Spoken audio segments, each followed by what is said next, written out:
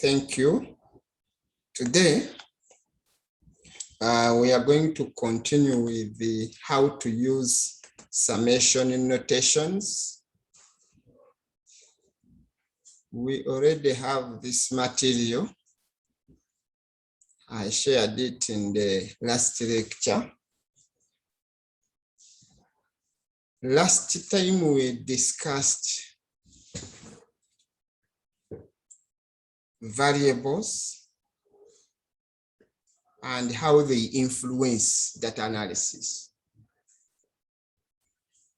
We looked at types of variables and how to select analysis tools after understanding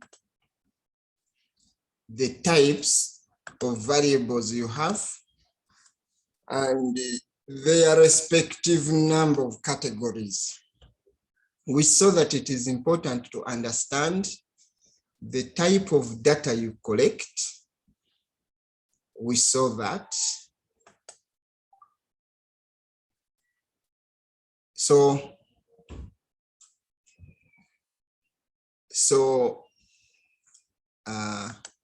let us continue from there.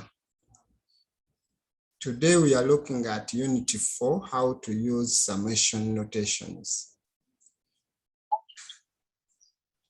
The summation notation, also called the sigma notation, as you see it here, is a common symbol. Is a common symbol in statistical and mathematical.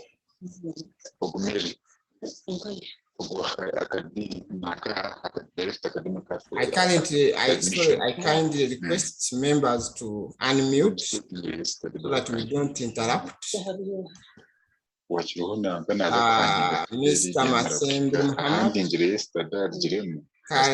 Mr. Masembe, kindly mute yourself. You are interrupting our class.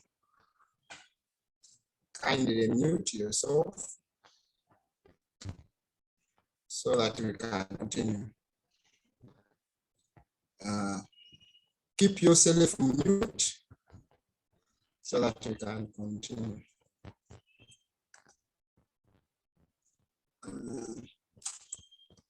I was saying that the summation notation, as you see it there, appears commonly in statistics, and in mathematics you always see it. The summation notation symbol, also called the sigma.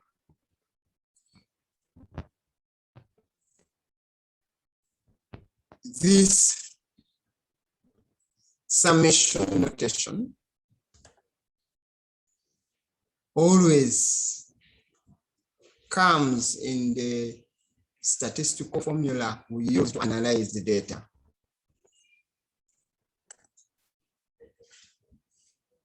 You have seen it severally in statistical formula.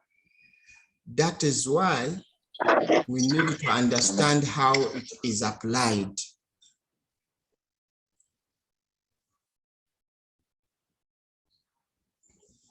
Summation notation is a brief way of saying that you sum up scores or a number of given observations. When you see summation, somebody writing the simple summation, it is a brief way of saying that you sum up the given scores or the given observations.